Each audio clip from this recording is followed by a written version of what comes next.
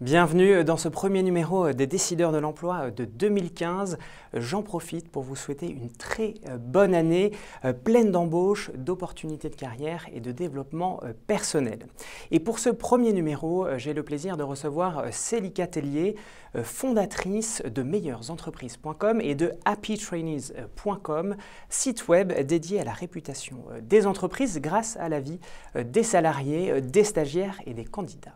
Célika, bonjour. Bonjour Pierre, merci beaucoup de nous accueillir aujourd'hui pour cette première édition autour justement de thème de qu'est-ce qu'un bon stage. Eh bien, je vous en prie et je vous souhaite également à vous une très bonne année 2015.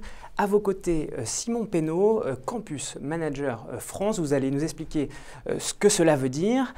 D'Ubisoft, fameux éditeur de jeux vidéo. On a dû en retrouver beaucoup sous le sapin cette année. Je pense à vos jeux emblématiques, Assassin's Creed ou encore Just Dance que Barack Obama avait acheté à ses filles, je crois, en 2011. Il l'avait dit devant les télévisions dans un mall aux États-Unis.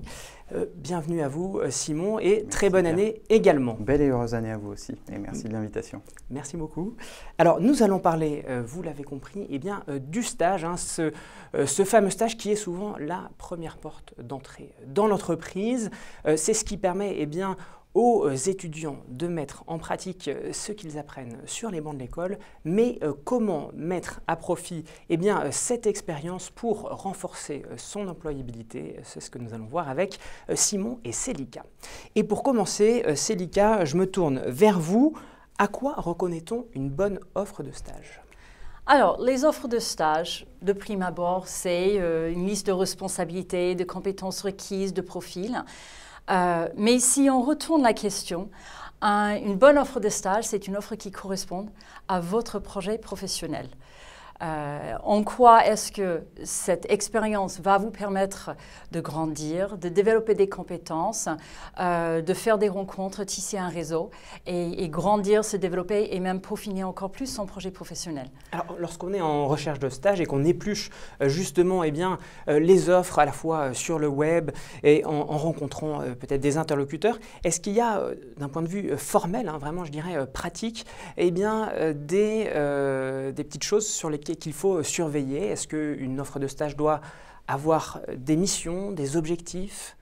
Effectivement, Pierre, vous avez raison. Une bonne offre de stage, c'est une porte d'entrée vers un poste et des responsabilités, une expérience. Donc, une bonne offre de stage, le titre du poste devrait être clair, les objectifs de la mission, l'encadrement dont vous allez bénéficier. Et bien sûr, il y a des activités plus spécifiques auxquels on va toucher. Pour un stage marketing, est-ce qu'on va travailler dans les études? Est-ce qu'on va être dans les points de vente? Est-ce qu'on va voir des consommateurs? Est-ce qu'on va traiter des panels, par exemple? Quelles sont les activités spécifiques que je vais faire? Une fois la porte d'entrée ouverte, le candidat va postuler et c'est là où la vraie discussion commence parce que quand on choisit son stage, on choisit à la fois une expérience mais aussi un manager et une culture d'entreprise. Et quelles sont les bonnes questions peut-être à poser aux futurs recruteurs?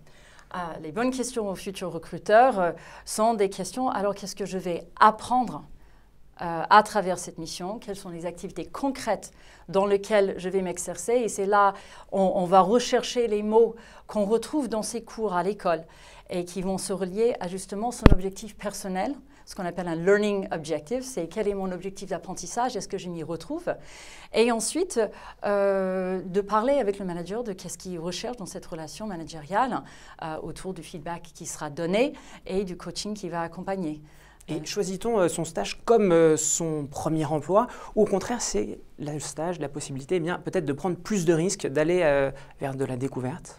Il y a une partie de l'exercice qui est effectivement comme choisir son premier emploi.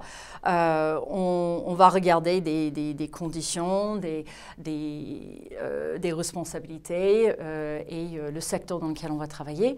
Au-delà de ça, effectivement, on peut prendre peut-être plus de risques, entre guillemets, mais qui doivent de nouveau être liés à un projet qu'on a. Qu'est-ce que j'ai envie d'apprendre à travers cette expérience?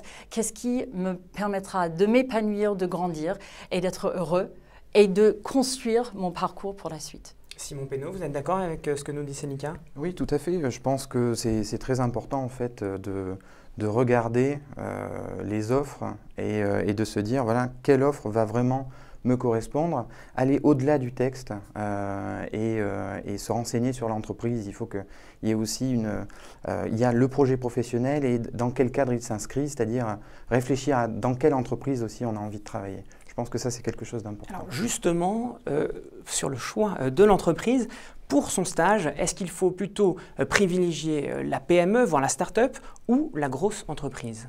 Vous, par exemple, Simon, vous faites partie d'une entreprise qui est d'abord née d'une famille bretonne et qui a grandi pour devenir un géant mondial. Est-ce que vous conseillerez aujourd'hui de commencer son stage dans une grosse entreprise ou dans une petite? Je crois qu'il n'y a pas de voie royale. Il n'y a que une liberté, la liberté de faire ce que l'on a envie de faire, de définir son projet professionnel. Et dans le cadre de ce projet professionnel, on peut tout à fait imaginer faire son stage dans une PME ou faire son stage dans une grande entreprise. Il y a des choses qui vont certainement changer. Quand on est dans le cadre d'une PME, on va avoir un cadre de proximité, de convivialité. On va savoir qu'on va vous donner la liberté d'entreprendre aussi, de faire peut-être plus, d'avoir du challenge. Voilà. Dans une grande entreprise, parfois, les équipes étant plus grandes, peut-être que ce sera moins le cas. Ça dépend. Senica, vous êtes d'accord, les différences entre les PME et les grandes entreprises? Effectivement, les PME des grandes entreprises sont des environnements très différents. Dans des grandes structures, vous allez retrouver des missions qui sont plus ciblées, plus techniques dans les compétences, très souvent, pour aiguiser une expertise. Et on trouve souvent des programmes d'accueil des étudiants qui sont plus formalisés et plus structurés. Maintenant, quand on va dans des plus petites structures, effectivement, on est plus proche des décideurs, on est dans le feu de l'action, ce sont souvent des missions qui sont extrêmement stimulantes et plus touche à tout. Ensuite, vous avez des entreprises au milieu qui font une grande partie du tissu économique en France. Et justement, dans ces ETI, ces entreprises de taille moyenne, on voit souvent le meilleur des deux mondes. C'est-à-dire que vous avez des programmes d'accueil qui sont structurés avec un suivi de l'étudiant qui est assez professionnalisé.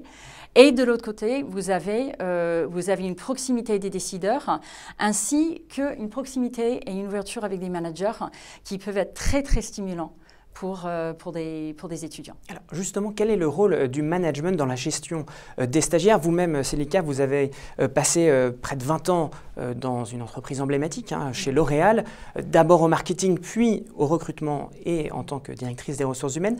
Quel est le rôle du management dans la gestion des stagiaires? Alors, les managers jouent un rôle fondamental dans la qualité de l'expérience de stage et les étudiants nous le disent. Le manager est le clé de voûte parce que c'est la personne qui fixe les objectifs du stage, qui guide le stagiaire sur son parcours et ensuite qui va lui donner quelque chose d'essentiel, le feedback. Le feedback, c'est le retour sur la qualité du travail qui a été fait, non seulement si ça répond aux objectifs, mais aussi dans la manière de s'y prendre. Les étudiants nous disent en fait Happy Trainees est un programme qui couvre plus de 800 entreprises, 350 établissements d'enseignement supérieur en France et notre étude. Vous interrogez les stagiaires. On interroge les stagiaires à la fin de leur mission et en 2014 nous avons plus de 12 000 étudiants qui se sont exprimés au sein de notre étude. Et donc, qui évaluent les sociétés dans lesquelles elles viennent de faire le stage. Effectivement. Et ensuite, nous, on partage les résultats pour faire rejaillir les bonnes performances des entreprises qui s'occupent bien de leurs étudiants, entre autres. Mais toute l'information est disponible sur le site pour explorer les plus et moins des différentes expériences dans les entreprises. Donc, qu'est-ce que les étudiants nous disent? Moi, je les appelle en fait Generation F. Le feedback, Generation Feedback. Il y a la Y, la Z et maintenant la le F, Generation Feedback, parce que c'est une génération de personnes avides. Qui a besoin d'un retour. D'un retour. Ils le font dans les réseaux sociaux, ils font dans les relations quotidiennes et sur leur travail. D'une évaluation, d'une réaction par rapport à n'importe quelle intervention qu'ils font. Ce qui était bien, ce qui était moins bien. Ce qui était bien, ce qui était moins bien. Et même l'absence de réaction est quelque chose de presque angoissant. Est-ce que vous remarquez ça aussi, Simon Pénaud, chez Ubisoft? cette envie, en effet, des stagiaires, bien d'avoir un retour sur le travail qu'ils effectuent. Oui, je suis tout à fait d'accord sur ça. Je pense qu'un bon stage, au final, c'est la question qu'on pose au long de cette émission, c'est la capacité aujourd'hui de proposer à des étudiants, parce qu'ils vont investir du temps, ils vont investir de l'énergie, du talent, de la passion.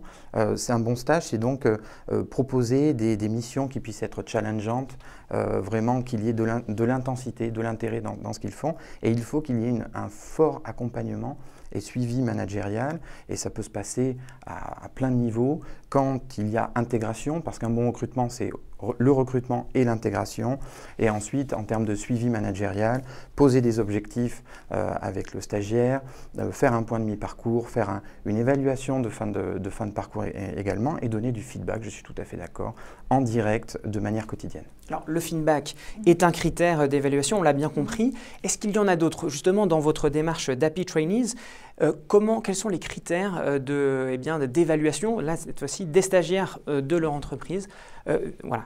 Quels sont les critères que vous avez sélectionnés?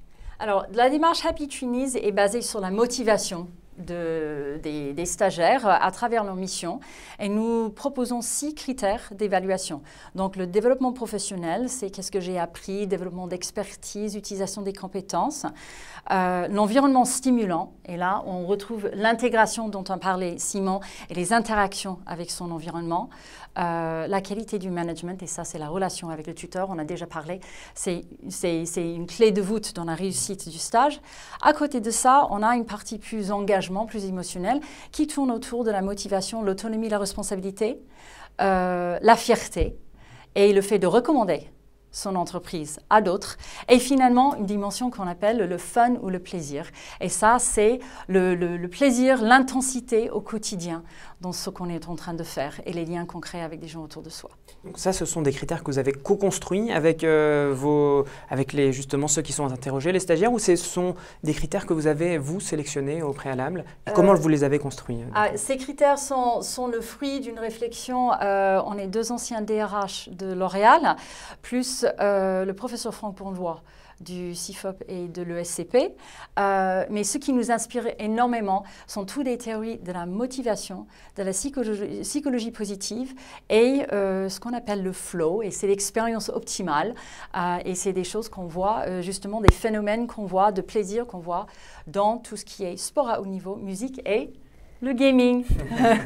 Eh bien, on aura l'occasion dans la deuxième partie de l'émission qui va juste suivre, eh bien, de peut-être revenir sur le classement 2014. Mais avant cela, on va interroger Simon sur peut-être les opportunités qu'il y a chez Ubisoft en stage en 2015. C'est notre rubrique Les postes à pourvoir.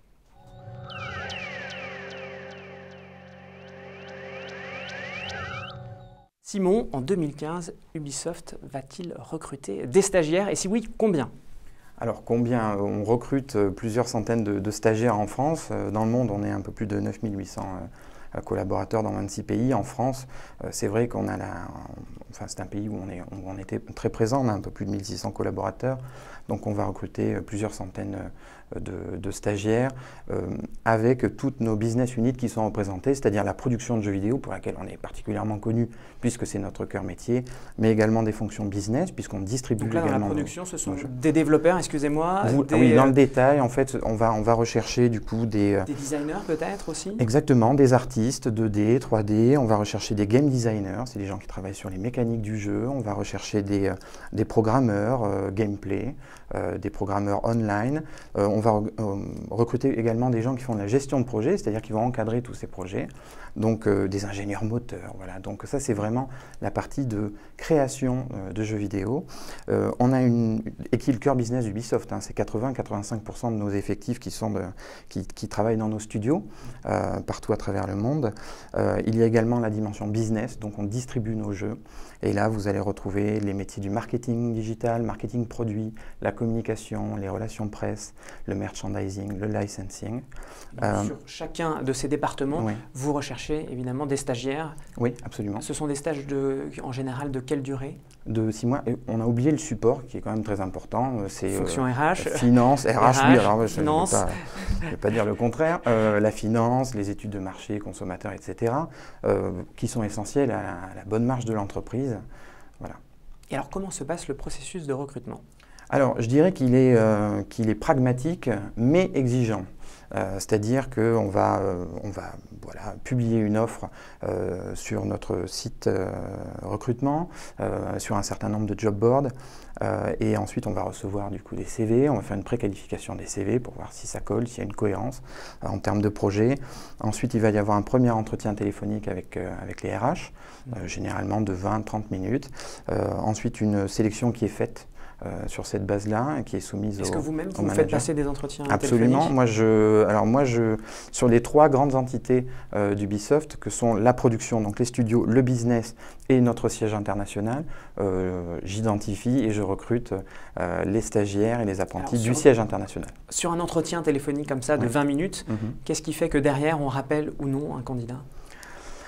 Ce qui fait qu'on rappelle un candidat, c'est quand vous sentez vraiment que la personne, au-delà, enfin il faut déjà qu'il y ait la base, c'est-à-dire qu'il y ait une volonté, des expériences derrière, et c'est la capacité en fait à montrer sa passion, voilà, à montrer qu'on est le bon candidat et qu'on a vraiment envie de rejoindre l'entreprise et sur ce poste en particulier, enfin sur ce stage en particulier. Et est-ce qu'il y a des profils types? Je sais que les entreprises n'aiment pas ça, mais est-ce que néanmoins il y a des profils types selon les métiers que vous recherchez? Oui, alors il y a des profils types en fonction des métiers, puisque forcément on a une grande diversité de métiers chez Ubisoft, je viens de vous en parler. Donc prenons par exemple le métier plutôt de distribution ou de gestion de projet. Voilà, peut-être sur des métiers un peu plus classiques, que ce soit en marketing, commercial. Alors la gestion de projet, je vais prendre l'exemple de la gestion de projet parce que ça me paraît vraiment intéressant. On peut parler du marketing après. La gestion de projet, vous allez avoir des étudiants qui peuvent être issus, du coup, pas forcément d'écoles spécialisées dans les jeux vidéo, ça peut être le cas bien sûr, mais également d'étudiants issus d'écoles de commerce, d'universités ou d'écoles d'ingénieurs. Donc des profils assez généralistes. Voilà, on n'est pas obligé d'être programmeur pour travailler chez Ubisoft. En marketing, c'est généralement des gens qui se spécialisent en marketing, donc des étudiants issus d'écoles de commerce ou de spécialités marketing à l'université. Et quelle responsabilité allez-vous leur donner? Parce qu'on parle ici là de stage. Est-ce qu'il va faire, par exemple, chef de projet, stagiaire? Est-ce qu'il fait le même travail que le chef de projet embauché à temps plein? Eh bien non, autrement ce ne serait pas un stage. Un stage, c'est d'abord un apprentissage, c'est apprendre des savoir-faire, des savoir-être pour enrichir, construire son projet professionnel. Mais disons que ça va être très proche. Donc on va donner des responsabilités qui vont être adaptées à une situation d'apprentissage. Voilà. Mais l'idée, bien sûr, par exemple, pour prendre la gestion de projet, prendre un stagiaire associé de producteur, donc quelqu'un qui va être l'assistant d'un producteur, donc du boss en fait, d'une équipe de production, eh bien on va lui confier des responsabilités de coordination, de communication avec les équipes, de suivi du budget, des ressources, etc. Célica, vous nous le disiez, avec votre questionnaire Happy Trainees, vous interviewez, je crois, vous m'avez dit près de 12 000 étudiants dans des secteurs variés. Ça vous donne une vision, j'imagine, assez transversale. Est-ce que vous êtes capable, là, de nous dire quels vont être les secteurs qui vont le plus embaucher de stagiaires? Peut-être déjà en 2014, quelle était la tendance, et puis en 2015? Alors, je retrouve une partie de ce que Simon dit, sachant que nous, on a une vision effectivement transversale, parce qu'il y a 2 manières de regarder. Il y a les métiers qui recrutent beaucoup, et donc là, on retrouve tout ce qui est IT, développement informatique, mais aussi tout ce qui est assurance, banque et comptabilité, et les fonctions commerciales, qui sont les plus grands recruteurs en termes de métiers. Si on regarde les secteurs, on a effectivement tout ce qui est toujours ingénierie informatique, mais la grande consommation et la distribution, qui est une très bonne école. Justement, chaque fonction est une mini chef d'entreprise. Très souvent, quand on a un secteur commercial dont on s'occupe, l'énergie, l'environnement et le BTP également sont des grands secteurs recruteurs pour l'année qui vient. Et alors, sur l'année 2014, parce que vous sortez votre classement en septembre, quelles sont les entreprises où il faisait ou le plus bon vivre en tant que stagiaire. Voilà, merci Simon. Alors, nos classements, en fait, sont très inclusifs parce qu'on essaie de mettre chaque entreprise dans une classification où on compare ce qui est comparable. Donc, on a 3 types d'entreprises qu'on compare. Dans les plus grandes, en tête, et tout ça, vous allez le retrouver sur le site meilleuresentreprises.com et happytrainees.com, on a des entreprises comme le groupe Mars France, Pernod Ricard, Danone, Ubisoft, Oxylan, Colas, HP, L'Oréal, Philips et Lagardère qui sont le top 10 pour les grandes entreprises. Dans les moyennes, on a AB InBev France, Schlumberger, VoyageSNCF.com et Brasserie Kronenbourg pour en citer certains. Et ensuite, effectivement, dans les plus petites, c'est là où il y a moins de 20 stagiaires par an, mais ce n'est pas pour autant qu'ils ne recrutent pas, ils ne sont pas actifs et ils ne forment pas les jeunes. Justement, on a NetXP, Saint-Hubert, Pierre Fabre, Talentsoft, Multiposting et Volvo Trucks France, pour en citer certains. Et alors, qu'est-ce qui fait la différence en général? C'est quels critères qui font que bien on gagne des places sur le classement? Alors, on a un classement qui est exigeant, on a un classement et ensuite on a des entreprises qui sont labellisées également. Ils sont 80 au total. Et les grands facteurs qui différencient, il y en a 4. Le premier, c'est qu'on voit une tendance quand même de professionnalisation de l'accueil et de l'accompagnement des étudiants. Ça veut dire qu'il y a effectivement un accueil formalisé avec des journées d'intégration. Il y a des points de passage avec des RH, avec des managers. Il y a un point de fin de stage, souvent, et avec des missions et des objectifs qui sont très clairs. Le deuxième point sont des entreprises qui sont très bien notées sur la progression professionnelle, c'est-à-dire le développement de compétences ainsi que le fait de grandir professionnellement. C'est de mettre le costume tous les jours et de vivre l'expérience telle que vivent les collaborateurs pour pouvoir se projeter. Le troisième, c'est effectivement une bonne prise en charge managériale et le feedback dont on a déjà parlé. Et la quatrième, c'est l'intensité et le côté stimulant de l'expérience. Et là, on est dans les entreprises où soit le cycle produit, le cycle commercial est très court et ressenti par la totalité des collaborateurs. Du changement, pas de routine. Qu'il y ait du changement, mais même dans les secteurs comme le BTP où les projets sont de beaucoup plus longue durée, ou la santé, c'est la capacité d'une équipe à marquer des points forts et des accomplissements et de faire partager la prise de décision. Donc le stage photocopie café, ça ne plaît pas aux étudiants, ils nous le disent dans les réponses verbatimes. Ce qui plaît, c'est de stimuler, c'est d'être exposé, c'est le coup d'adrénaline qui fait que je participe et j'apprends. Alors, il se trouve que là, on est en janvier, début janvier. C'est en général la période pour justement trouver son stage, en général de janvier à juin. Vous me dites si je me trompe. Et du coup, c'est la période des forums. En janvier, on l'a trouvé. On l'a trouvé. En janvier. Alors, pour les retardataires qui ne l'auraient pas encore trouvé, je voudrais avoir vos conseils. Oui. C'est notre dernière rubrique, les conseils aux candidats.